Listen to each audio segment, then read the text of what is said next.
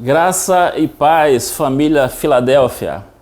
Estou aqui muito alegre, tendo a oportunidade de trazer para você mais uma palavra que vai falar diretamente ao teu coração. Gostaria de pedir a sua atenção e deixa Deus falar com você nesse momento. Abra a tua Bíblia no livro de Números, capítulo 23, verso 20. Números, capítulo 23, verso 20. A palavra diz assim: Eis que recebi a ordem de abençoar, e ele abençoou, e não posso reverter isso. Amém? Amados, é o seguinte, na vida, na nossa vida, no decorrer da nossa vida, da nossa história, sempre vai existir aqueles momentos assim de repente.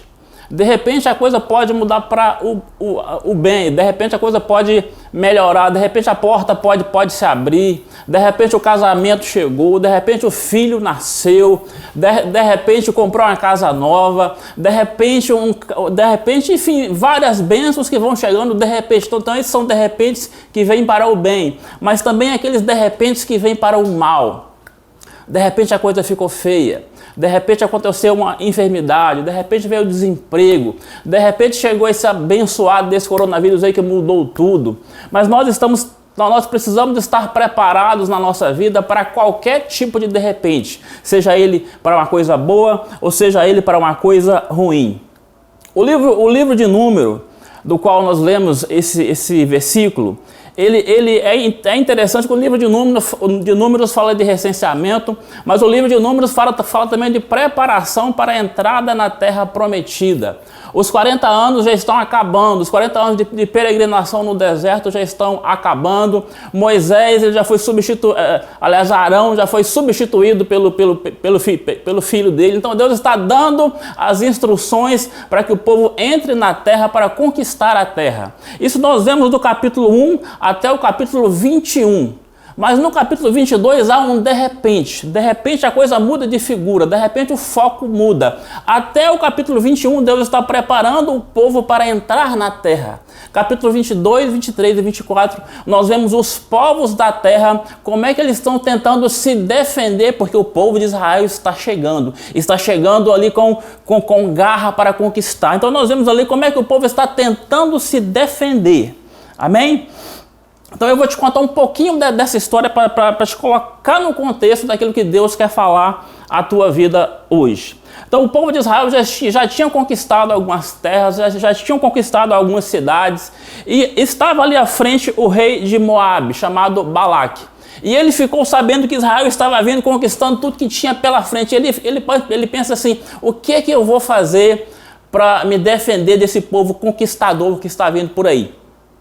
Aí ele fica sabendo de um profeta ou adivinho chamado Balaão. E ele pensa assim: eu posso ir até esse profeta e oferecer recompensas a ele para que ele venha e amaldiçoa esse povo que está vindo conquistar. Aí, de repente, isso aconteça. E assim ele faz. Ele pega uma comitiva do segundo escalão do governo dele e ele envia até Balaão, e envia com agrados, com promessas de bênção, com promessas de recompensa. Eles chegam até o profeta diz assim: fiquem aí que eu vou conquistar o Senhor a respeito disso. E assim ele faz, e Deus disse para ele assim: não vá. Ele vai tratar a resposta para aquela comitiva. Deus falou que é para a gente não ir. Ele não foi. A comitiva volta e fala com o rei o seguinte: o profeta falou que não vem. Aí o rei diz assim: então faz o seguinte, foi primeiro o segundo escalão, eu vou mandar agora o primeiro escalão. E vou mandar uma recompensa maior ainda. E assim foi. O rei manda de novo uma outra comitiva, mais importante do que a primeira, com uma recompensa muito maior, e chega até o profeta. O que o profeta faz? Deus já tinha falado que não ia, que não era para ir com ele. Mas o profeta, com o olho na recompensa, ele vai até Deus e o consulta outra vez. E o que Deus diz? Vai, pode ir. Mas Deus não falou que poderia, porque estava abençoando o profeta.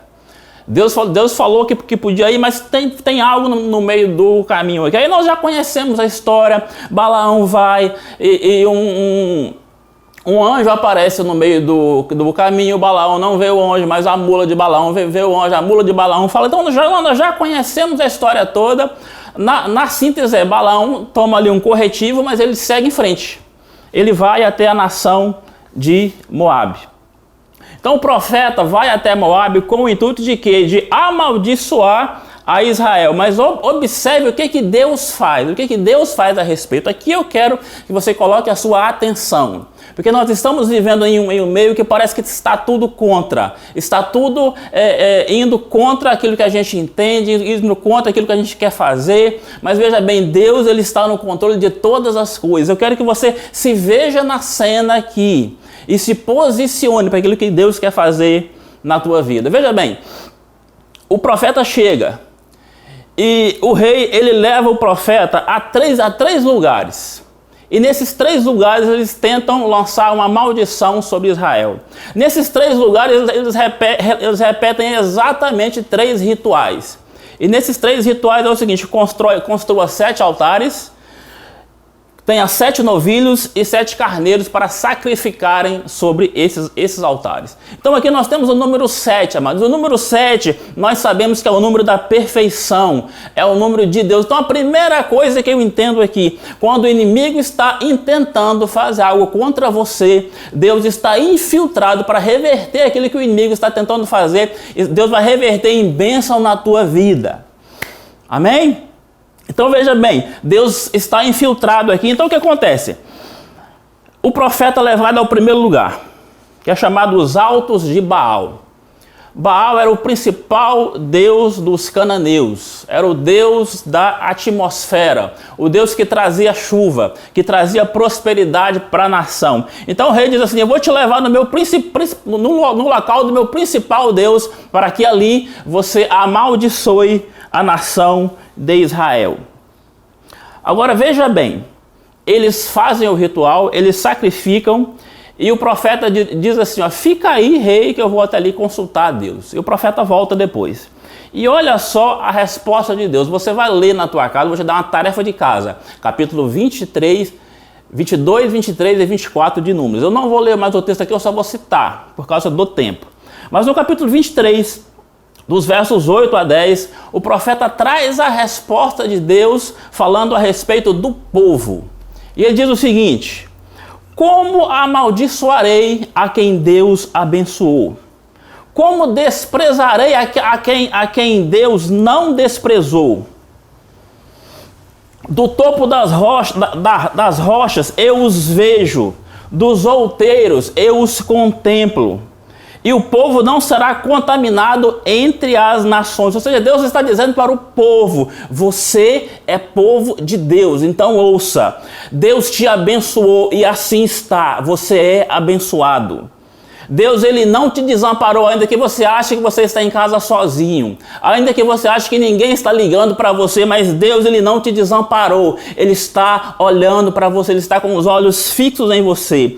Ele diz o seguinte: eu os vejo, eu de cima das rochas, de cima dos outeiros, eu os vejo e eu os contemplo. Deus está olhando para você onde quer que você esteja, ele está cuidando de você onde quer que você esteja. Então, o rei queria que o profeta amaldiçoasse, mas Deus trouxe uma palavra de bênção para a nação de Israel, e Deus traz uma palavra de bênção para a sua vida. Amém? Aí o que acontece? O rei fica irritado com o profeta. E fala o seguinte: eu esperava que você amaldiçoasse, mas você abençoou, mas eu vou te levar a um outro local. Aí segue o ritual novamente: 7 altares, 7 novilhos, 7 cordeiros, o que mostra para mim e para você que Deus está infiltrado na situação. Então o segundo lugar que ele leva é nos campos de Zofim. Zofim significa vigia. E ao topo de Pisga, que significa fenda. Isso significa que ainda que o inimigo esteja escondido, te vigiando, tramando contra você, ainda que ele esteja tramando ali ardilosamente, escondido contra você, olha o que Deus faz na tua vida. Olha o que acontece. Agora, o que a gente precisa entender aqui? Voltando lá, quando as comitivas foram atrás de Balaão, buscando ele para que ele fosse amaldiçoar a Israel. Então buscou uma vez, Deus falou: não vai. Aí traz uma recompensa maior e buscou a Deus de novo. Não era para ter buscado, porque Deus já havia dito para não ir, certo? Aqui também, nesse contexto, o profeta já tinha buscado a Deus, certo? Para lançar uma palavra de maldição. Deus lança uma palavra de bênção. E o profeta vai segunda vez a mando do rei buscar de novo uma palavra de maldição. Então Deus fica mais irritado ainda, mas não com o profeta, mas Deus fala diretamente ao rei. A primeira palavra, Deus abençoou o povo. Agora Deus lança uma palavra diretamente ao profeta. Agora eu quero que você, aliás, Deus lança uma palavra diretamente ao rei. Agora observe com atenção que Deus fala ao rei, mas ele está falando a seu respeito. Correto? Então eu vou aqui interpretar aquilo que Deus falou ao rei. Eu não vou olhar para você, eu vou olhar para o rei. Mas fica atento que é a seu respeito que Deus está falando. Primeiro o rei estava sentado. E Deus disse para o rei assim: levanta-te, ó Balaque, fica de pé. E diz para Balaque o seguinte: inclina os teus ouvidos a mim. Ou seja, se livre das distrações, porque eu estou falando com você. Eu acabei de amaldiçoar o meu povo, e você vem a mim buscar, acabei de abençoar o meu povo, e você vem a mim de novo querendo que eu amaldiçoe. Por acaso você acha que eu sou filho do homem para que minta? Por acaso você acha que eu sou o homem para que me arrependa? Aquilo que eu falei, por acaso eu não tenho condição de fazer? Ou seja, aquilo que eu disse que está abençoado, assim está. Esse povo é um povo abençoado. Não há iniquidade em Jacó, não há maldição em Israel. Eu sou com esse povo. O brado de um rei está entre eles. Então não adianta vir até mim e buscar uma palavra para amaldiçoar esse povo, porque eu estou com ele. Não há encantamento que possa paralisar esse povo. Você é esse povo. Você é esse povo de Israel. Essas palavras estão a seu respeito. Deus te abençoou. Você é abençoado. E nada que inimigo nenhum intente contra você irá mudar aquilo que Deus fez na tua vida. Espero que você esteja pulando na tua casa, jogando as almofadas para cima, porque você é povo abençoado. E nada, nem ninguém vai mudar isso, porque foi Deus que te abençoou. Aleluia. Glória a Deus. Aí qual a resposta depois que o rei tomou esse puxão de orelha de Deus? O que ele faz? O que ele fala com o profeta? Fala o seguinte: nem abençoa, nem amaldiçoa. Deixa quieto. Ok? Aí a gente pensa o seguinte: bom, depois dessa, o rei aprendeu, né? Só que não. O rei ainda vai levar o profeta a um terceiro lugar. O rei, ele leva o profeta ao topo de Peor. Peor também significa fenda, certo? Repete de novo o mesmo ritual: 7 altares, 7 novilhos e 7 carneiros. Eu e você já sabemos que Deus está infiltrado no negócio. Amém? Veja bem. Ou seja, ainda que o inimigo ache que esteja em posição privilegiada para te atacar, olha só o que é que Deus faz. Por que posição privilegiada? Porque agora ele estava em Peor na fenda, agora ele está no alto de Peor, no lugar onde tem visão privilegiada. Ainda que o inimigo se coloque numa posição onde ele te veja e tente te destruir, saiba que o Senhor é com você. Olha só o que acontece agora, nesse terceiro lugar aqui. Veja bem, nos outros lugares, tanto no primeiro lugar quanto no segundo lugar, fazem o sacrifício e o profeta se afasta para ir buscar a Deus, depois traz a resposta de Deus. Aqui o profeta já viu que não tem jeito. O profeta aqui ele já foi para a galera, ele não quis nem buscar o Senhor, ele já chegou e falou: eu vou abençoar esse povo e pronto. Aqui está no capítulo 24, verso 1 a 9. A palavra diz assim: e o Espírito do Senhor veio sobre ele. E ele, tomado pelo Espírito de Deus, ele diz o seguinte: fala aquele que ouviu as palavras de Deus, que se prostra, porém de olhos abertos. Fala aquele que ouviu as palavras de Deus, ouviu as palavras do Altíssimo, que se rende diante dele, mas de olhos abertos. Por que de olhos abertos, amados? Olhos abertos, ou seja, com os olhos fechados, eu me livro das distrações, eu enxergo o sobrenatural. Com os olhos abertos, eu estou tanto no natural, quanto no sobrenatural, quanto no espiritual. Então, a visão que ele vai ter aqui, ele aponta para o espiritual, mas também as bênçãos no natural. Amém? Ele diz o seguinte. Aleluia. Ele diz o seguinte: fala aquele que ouviu a palavra de Deus. Diz o seguinte: quão boas são as suas tendas, ó Jacó. Quão bons são os teus tabernáculos, ó Israel. Quão bons são as tuas tendas, quão bons são os teus tabernáculos. Tenda e tabernáculo. Ele está dizendo o seguinte: a tua tenda, a tua casa é uma bênção. A casa que você mora é uma bênção. A família que eu te dei é uma bênção. Amém? Agora veja bem, como está você nessas aí mais de 2 semanas de quarentena? Quais têm sido as suas palavras? Senhor, glória a Deus porque o Senhor tem me dado um tempo com a minha família. Ou será que tem sido assim: eu não aguento mais esse negócio aqui, eu estou doido para acabar isso aqui porque eu não aguento mais ficar em casa, eu não aguento mais ficar nesse mesmo ambiente aqui. Por favor, não amaldiçoe aquilo que Deus abençoou. Não seja um profeta como Balaão. Não seja um rei como Balaque, porque aquilo que Deus abençoou está abençoado. Quão boas são as suas tendas, ó Jacó. Quão bons são os teus tabernáculos, ó Israel. A tua casa é uma casa abençoada. A tua casa é uma casa de bênção. Assim diz o Senhor. Portanto, meu amado e minha amada, que as suas palavras sejam em concordância com aquilo que Deus diz a teu respeito. Amém? Porque quando você faz isso, o texto segue. Eu creio que você está lendo aí e está acompanhando o texto. O texto segue, não é só isso. O texto segue e diz assim: como vales se estendem. Como vales se estendem. A gente vai analisar ponto por ponto aqui, como vales se estendem. Amado, você sabe que numa floresta, o lugar onde as árvores mais crescem não são no topo dos montes, mas são nos vales. Isso significa que os vales é lugar de bênção, vale é lugar de prosperidade, vale é lugar de crescimento, vale é lugar de bênção sem medida. É assim que Deus vê a sua vida.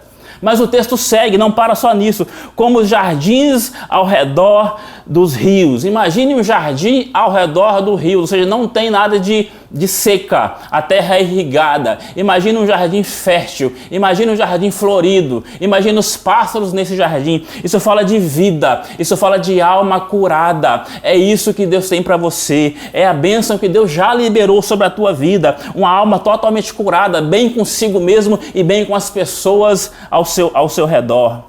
Como as árvores de sândalo que o Senhor plantou. Sândalo é uma árvore usada para quê? Para perfumaria, ou seja, um perfume suave. O Senhor vê em você um perfume suave, uma fragrância suave, que todos aqueles que chegarem perto de você sentirão essa fragrância, uma palavra de bênção, uma palavra de consolo. Deus te levantou para ser aquele que traz palavra de consolo para aqueles que precisam. É assim que Deus vê você. Aleluia.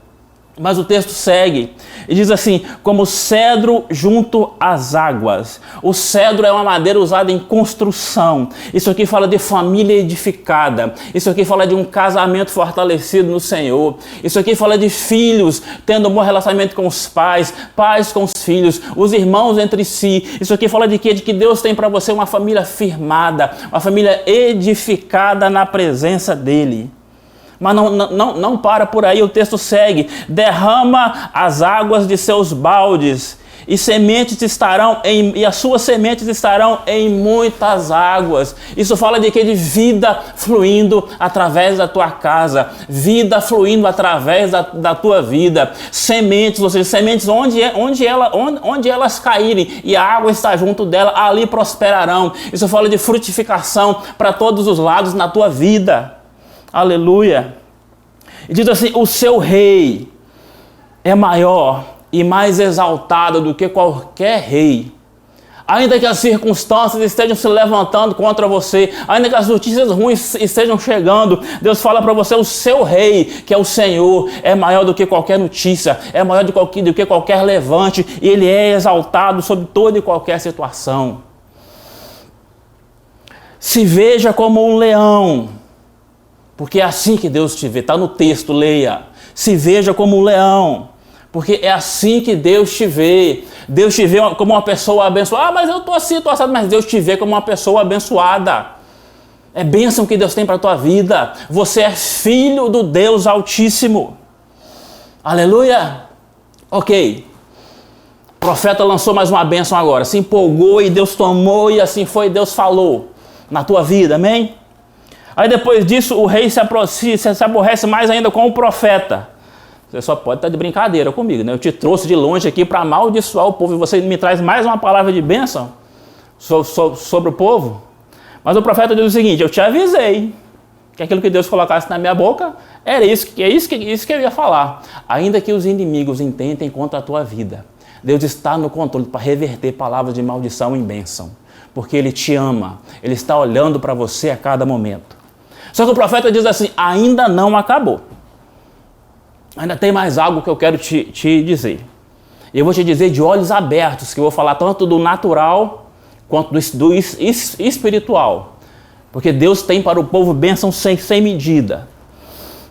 Eu gostaria que nesse momento você ficasse em pé na sua casa.